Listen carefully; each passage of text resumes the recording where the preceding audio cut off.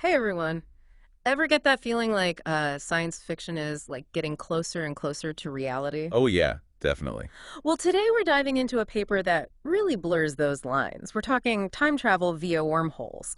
It's pretty wild stuff, Hmm. but it all comes from, Einstein's theory of general relativity. Right, which has been pretty successful in explaining how our universe works.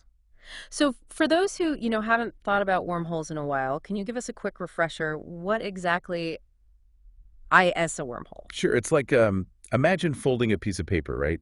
So two points that are far apart suddenly touch. Okay. That's kind of what a wormhole does. It connects two points in space-time that could be incredibly far apart, or even, in different times. Wow. Okay, so we're folding space-time. I like it. So this paper, it goes beyond just like the idea of wormholes. Yeah, It okay. tackles the big question, what happens if you travel back in time through one and change something? Yeah, like really change something. Exactly. That's where those classic time travel paradoxes come in, right?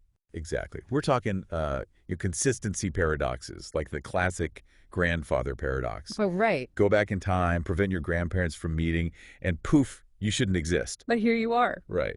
And then there's, the bootstrap paradox, Hmm. where something seemingly comes from nothing. Ah, okay, my head's already spinning a little bit. We'll untangle that one later. It's really fascinating. Okay, good, because I'm going to need some help with that one. So, to understand all this, we're looking at the work of a physicist who actually built a model of a wormhole time machine, Yeah, an actual mathematical model. a working model. Well, working might be a bit strong, but yeah. Fair enough.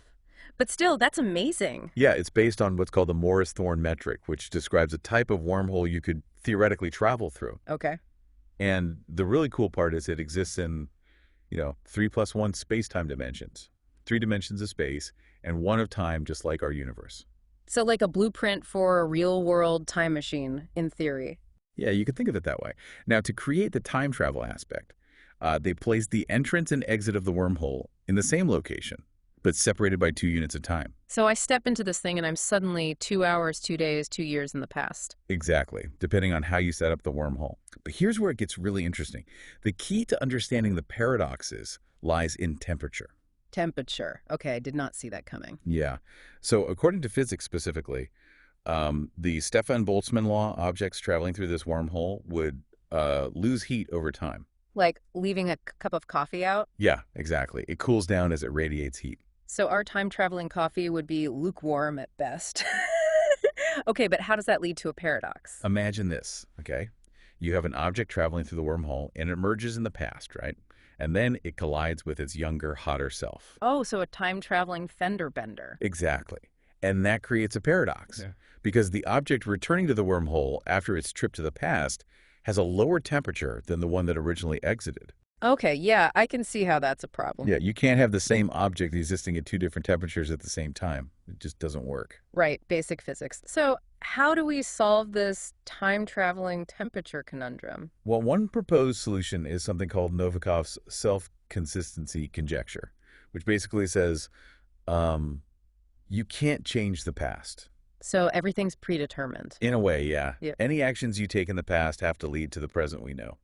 Okay, that makes sense, but also kind of creepy. Yeah, it's a bit of a mind bender. But here's the thing. This particular wormhole model actually breaks Novikov's conjecture. Wait, are you saying even Novikov's idea, which is like the way to make paradox free time travel work, has its limits? Yep, this model demonstrates that. Mm-hmm. And the temperature difference, that's what does it. Right, it just creates an inconsistency that Novikov's principle can't handle. Hmm. So, if Novikov's conjecture doesn't work here, what does? What happens when you try to change the past in this model? Does it like create a ripple effect or maybe another timeline?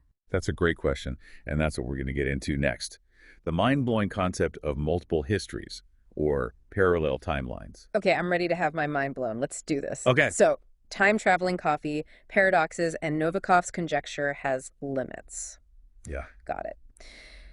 Now let's talk about these multiple histories. How do they fit into all of this? Well, think of it this way. Every time there's a decision, every time there's a possibility, reality branches off. Okay. And each branch is a different outcome, a different timeline. So instead of like one fixed timeline, you have this huge branching multiverse. So like a choose your own adventure book, but for like the whole universe. Yeah, kind of. Now apply that to our wormhole model. Hmm. Instead of an object going back and changing the past, it actually jumps to a new parallel timeline. Okay. And this new timeline has a slightly different past where that object always existed. No more paradox. So the object is traveling through both space and time to a whole new reality. Pretty much. Okay. That's, I think I'm starting to get it. It's pretty wild. It is pretty elegant, yeah. But this paper, it doesn't stop there. They go on to explore some other thought experiments. Oh, there are more paradoxes. Oh, yeah. Okay, hit me. Okay, so there's this thing called the switch paradox. Imagine you have a wormhole time machine with an on-off switch, right? So on activates the wormhole, off, it vanishes. Okay. So then you have this time traveler, Alice, who wants to create a paradox. Of course she does. She enters the wormhole when it's set to like automatically turn off a short time later. So she's trying to erase her own journey before it even starts. Exactly. Her goal is to go back in time and turn the switch off before her past self can even get to it. Wait, so she wants to stop herself before she starts? Yeah. My brain hurts. Okay, so Yeah. how does Novikov deal with this? Well, if you follow Novikov's idea, the past can't be changed, right? Mhm.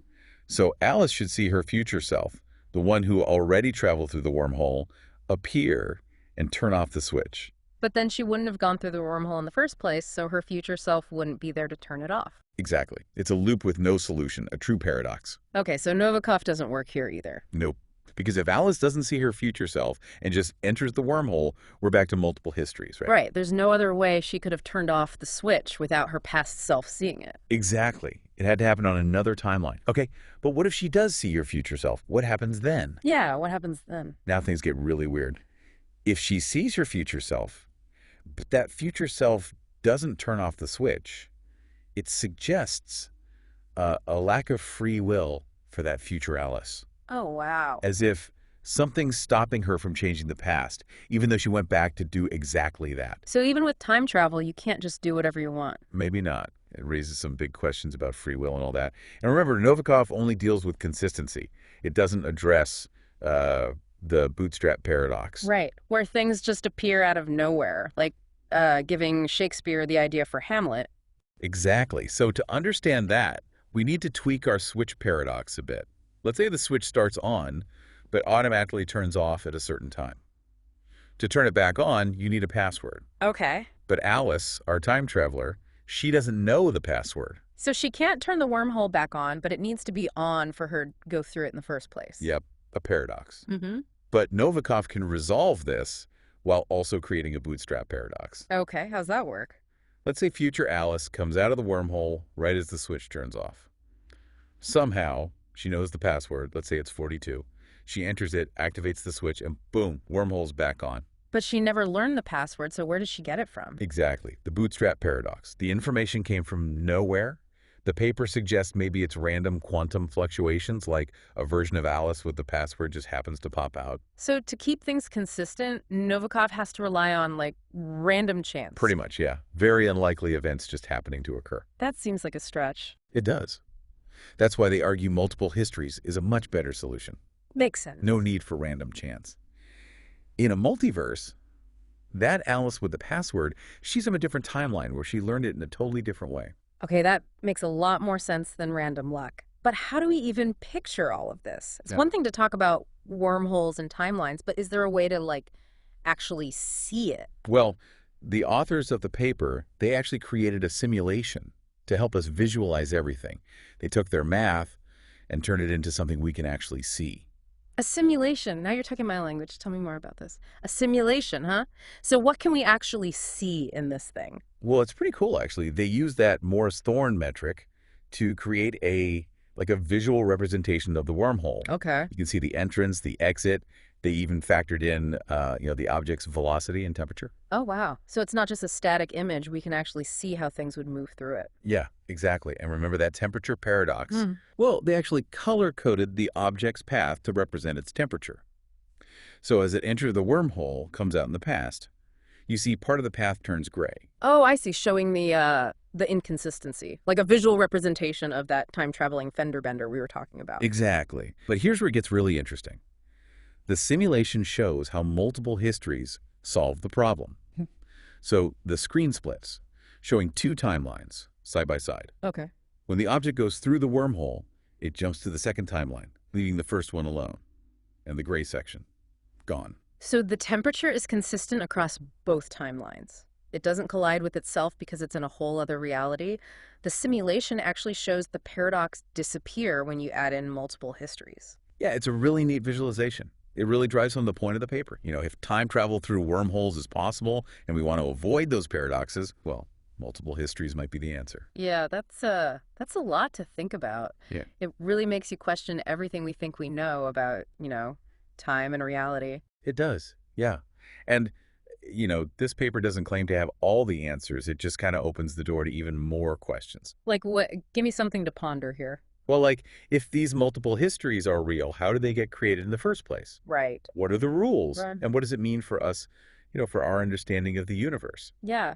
Like if every choice creates a new timeline, are there infinite versions of us out there making every possible decision? Whoa, yeah.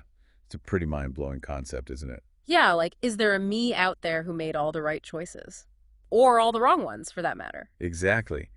The paper even suggests some ways we could explore this further. Like maybe multiple histories are a natural consequence of the many worlds interpretation of quantum mechanics. Oh, right, where every time a quantum measurement is made, the universe splits. Exactly. But they also say we might need a more complete picture of physics to really understand it, like a quantum theory of gravity.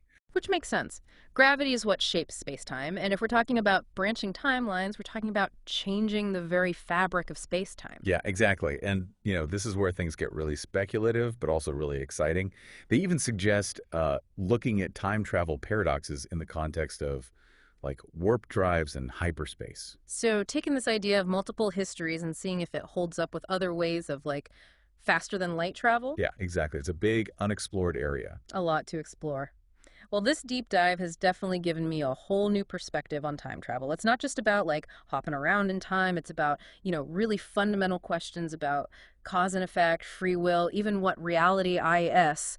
Maybe someday we'll actually be able to like navigate these multiple histories and see what's out there. It's a fascinating possibility. It really is.